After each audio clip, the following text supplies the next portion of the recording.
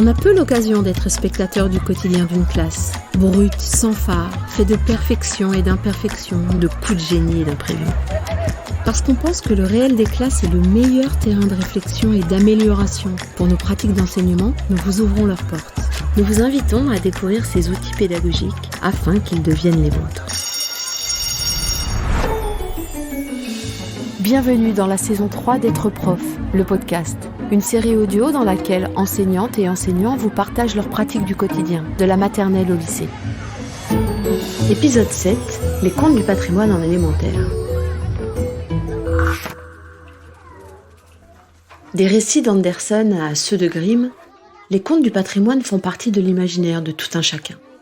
Pour conserver et transmettre cette culture commune, Laura, enseignante en élémentaire à Roquebrune-Cap-Martin, utilise ces histoires comme un support pour l'apprentissage lexical et existentiel de ses jeunes élèves.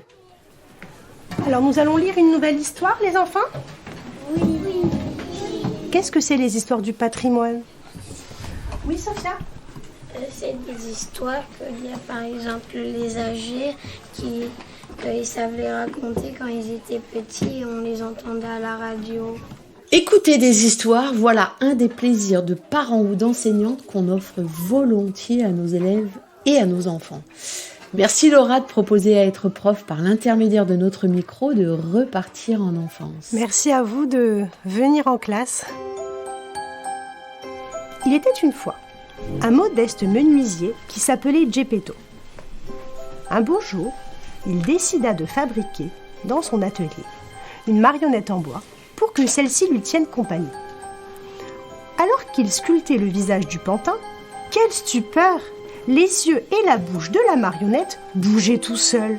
Il la nomma Pinocchio.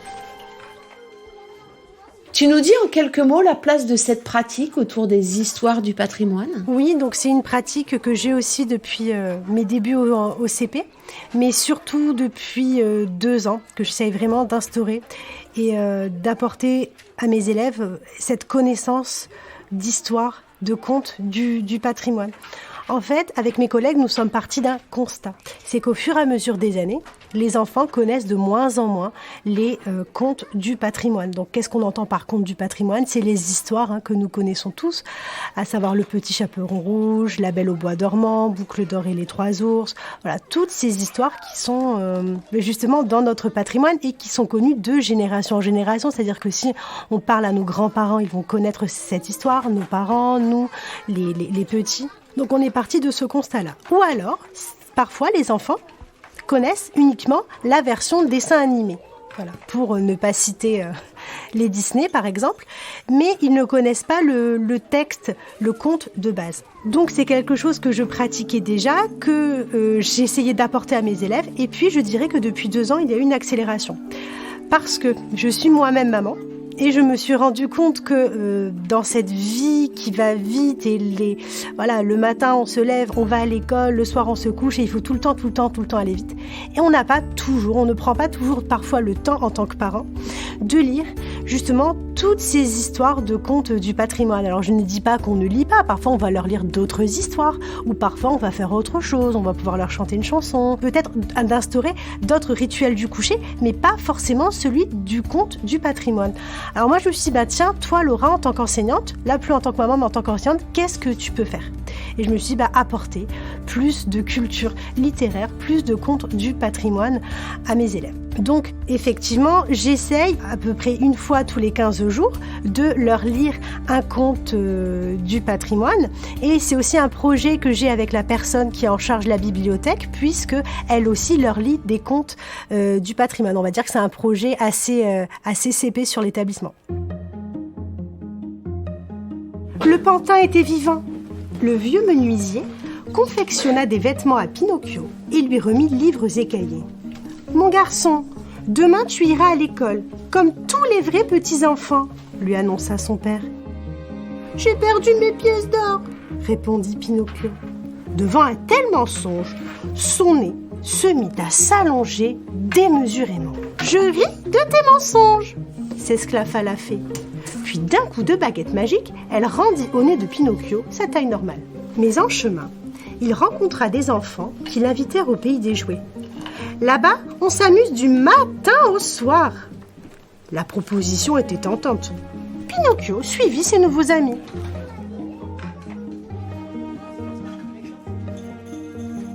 Quel choix tu fais par rapport aux versions ? Tu le dis en filigrane, les enfants connaissent des versions dessins animés, mais même sous la forme écrite, on a d'innombrables versions. Comment tu fais ce choix ? Alors j'essaye de faire un compromis, c'est-à-dire que je veux vraiment une version qui fasse conte, avec plus des termes au passé simple, qu'on ait vraiment à l'oral la forme conte, mais qu'il n'y ait pas en même temps trop de mots compliqués pour ne pas justement entraver cette compréhension orale. Donc voilà, j'essaye de faire un choix entre, oui, il faut qu'il y ait la forme du conte, mais en même temps, il ne faut pas non plus qu'il y ait trop de termes compliqués. Alors des termes inconnus, oui, c'est toujours intéressant d'en avoir dans les contes. C'est pour ça qu'à la fin, j'essaye toujours de leur faire expliciter 3 ou 4 termes.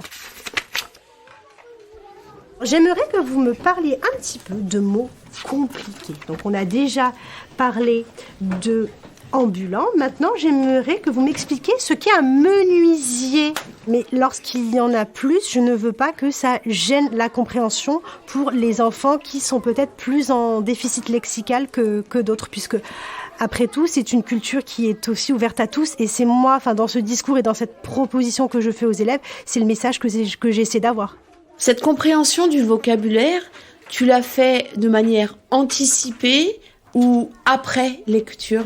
On voit dans certaines méthodes, notamment en Aramus par exemple, où on propose de mettre en avant de façon anticipée, avant la lecture, tous les termes compliqués, même de raconter un peu l'histoire pour engager l'attention. Est-ce que tu fais ça, toi ? Alors, j'ai déjà testé de le faire avant. Là, en ce moment, je suis plus sur un test de le faire après. Il y a de l'intéressant, je dirais, dans les deux. Parce qu'en le faisant en amont, on s'assure que ces 3 ou 4 mots, puisque comme je vous ai dit, on essaie d'en expliciter 3 ou 4, ne viennent pas entraver la compréhension. Et en même temps, en le proposant après, on essaie aussi de voir si l'enfant a eu une compréhension globale, même s'il n'a pas compris ces 3 ou 4 mots. Ce qui est tout aussi, à mon sens, intéressant, puisque par exemple, parfois dans la vie, l'enfant va aller au parc, un autre enfant va lui parler, ne va peut-être pas comprendre le mot qu'un autre enfant aura expliqué, mais peut-être que grâce au contexte, il réussira à comprendre aussi ce qui lui est dit. Donc, je pense qu'il n'y a pas forcément une façon de faire, mais ce qui est intéressant, c'est de peut-être faire une partie d'année une autre partie d'année l'autre, parce qu'il y a dans les deux des choses intéressantes à travailler. Pendant plusieurs mois, Pinocchio vécut heureux au pays des jouets. Mais un matin, horreur! Des oreilles d'âne avaient poussé sur sa tête et il se mit à braire comme un âne. Pauvre de moi! Si j'étais allé à l'école, rien de tout cela ne serait arrivé. Sain et sauf, Pinocchio promit de ne plus jamais quitter son père. La fée, attendrie par le bon cœur du pantin, le transforma en un véritable petit garçon de chair et d'os.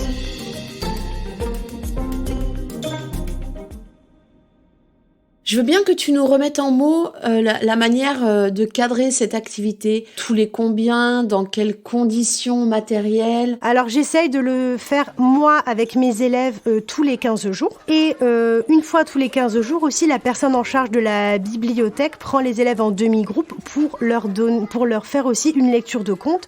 Et nous avons à peu près un questionnaire, un cheminement à peu près similaire, que nous n'avons pas d'ailleurs travaillé en amont, mais finalement, en discutant entre nous, nous sommes aperçus qu'on fonctionnait à peu près de la même façon. Là, tu nous proposes ta manière de lire ces histoires à tes élèves, mais du côté récepteur, du côté de tes élèves, est-ce que tu travailles cette posture d'écoute ? Juste d'écoute. Alors d'écoute, oui, c'est quelque chose aussi que nous avons travaillé, car en début d'année, les enfants à chaque fois, pas forcément lever la main, mais s'exprimer pour réagir face à un personnage qui a dit quelque chose, face à une image aussi, puisqu'on peut aussi travailler justement cette relation entre ce que je lis et l'image que je vois.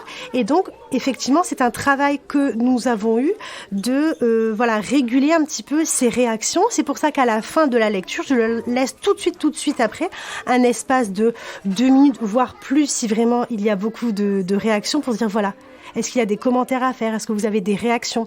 Ce qui permet effectivement d'avoir ce temps d'écoute prolongé. Alors, on pourrait aussi dire que l'enfant, on n'a pas sa réaction à chaud, mais il apprend aussi, lui, justement, l'enfant, à se contenir et à dire après. Et finalement, en gardant ce qu'il avait à dire, finalement, je me rends compte, ce qui se passe, c'est peut-être que la réaction que l'enfant a eue à chaud, c'était peut-être pas très pertinent dans le cheminement et dans la lecture de l'histoire. Donc je dirais que travailler aussi cette lecture de contes du patrimoine au CP et de travailler ce rôle justement d'écoute, c'est aussi une façon de grandir. On t'entend poser des questions de compréhension après la lecture.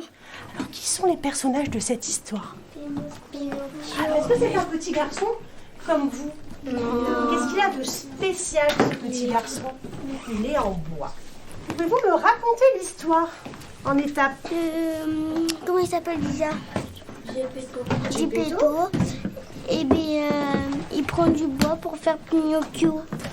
Ensuite, et bien, sur le chemin, il retourne. Il est en chemin pour retourner chez lui. Il y a des enfants, ils disent « Viens avec nous et au pays des jouets, on joue du matin au soir. » On comprend bien l'enjeu didactique et pédagogique. Est-ce que ça t'arrive, là aussi, de poser ces questions en amont, c'est-à-dire de dire à tes élèves, alors, à la fin de l'histoire, je vous demanderai, comme ça, d'engager les élèves dans la tâche d'écoute? Oui, c'est quelque chose que je pratique aussi parfois. Il me paraît important de ne pas s'enfermer dans une seule façon de faire, mais plutôt de rendre un petit peu les élèves flexibles face à toutes les méthodes possibles. Donc ça, c'est une façon de faire que j'avais découvert avec la pédagogie du rôle, où on donnait justement les questions aux enfants avant de leur présenter le texte, soit à l'écrit, soit à l'oral, pour effectivement les préparer psychologiquement et savoir prendre les indices sur ce qui va leur être lu. Moi, ma finalité ici, c'était surtout d'avoir une question, je ne dirais pas une sorte de débat, mais peut-être un dialogue avec les élèves sur une question plus ouverte, peut-être même plus philosophique. C'est pour ça que je leur ai donné la grande question finale. En amont, je leur ai dit, voilà, les enfants, nous allons lire un conte qui va nous aider à répondre à la question « Qu'est-ce qu'être un vrai enfant? Qu'est-ce qu'être un enfant ?» Et la question que je vous poserai à la fin de Pinocchio, c'est « Qu'est-ce qu'un vrai enfant? Qu'est-ce qui fait que l'on est un enfant ?» Laura, tu utilises un terme, pédagogie du rôle. Tu nous dis ce que c'est? Donc le rôle est le réseau des observatoires locaux de la lecture qui propose une démarche pour apprendre à comprendre les textes écrits. Démarche que l'on peut, nous aussi enseignants, essayer d'adapter à l'oral. Merci Laura. Est-ce que tu as une manière d'accompagner tes élèves à maintenir leur attention? On sait que dans le monde qui est le nôtre, l'attention est un vrai défi. Et écouter une histoire 4, 5 minutes, voire un peu plus, en silence, ça peut être un défi pour certains de nos jeunes élèves et voire les plus grands. Donc, est-ce que tu as une méthodologie par rapport à ça? Alors, il y a déjà une sorte de progression sur le choix des contes. C'est-à-dire que j'ai trouvé un petit livre, d'ailleurs, c'est pour mon fils à la base que je l'avais trouvé. Je l'utilise aussi en tout début d'année au CP. En fait, ce sont des contes qui sont de façon très réduite et qui tiennent vraiment sur une page recto-verso.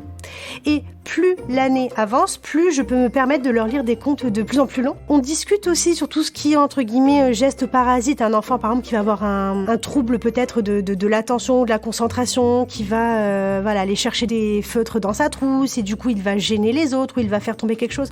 Donc, on discute aussi beaucoup de ça, de cette posture d'écoute, à savoir comment est-ce qu'on se tient lorsqu'on écoute, à savoir, je ne prends pas des trucs dans mes mains, je ne gêne pas les copains. Alors bien sûr, l'enfant, il y en avait un ce matin, il était sous sa chaise, mais finalement, qu'est-ce qui est le plus important pour moi? C'est qu'il écoute et qu'il ne gêne pas les autres. Donc ça, c'est 2 grandes règles, je pense, à essayer de garder dans cette pratique.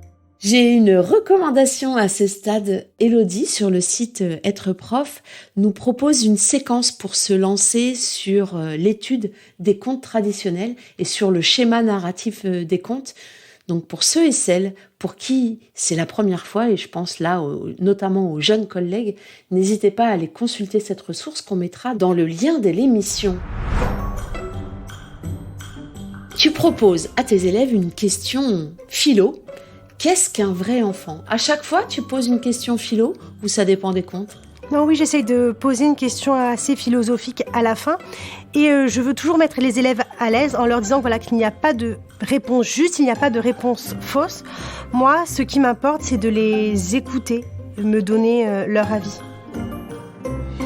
Et donc, Pinocchio, d'un pantin de bois, d'une marionnette de bois, est devenu un vrai petit garçon. Alors la question pour clôturer est qu'est-ce qu'un vrai enfant ? Donc vous vous rappelez, à la fin de chaque conte, on a toujours une question. Il n'y a pas de réponse juste, il n'y a pas de réponse fausse. L'important, c'est de donner son avis. Un vrai enfant, c'est quand on a des os et du sang qui circulent, un cœur et des poumons. D'avoir une peau. Pouvoir parler aussi et pas être en bois. Si c'est en bois, ça veut dire que t'es pas un vrai enfant.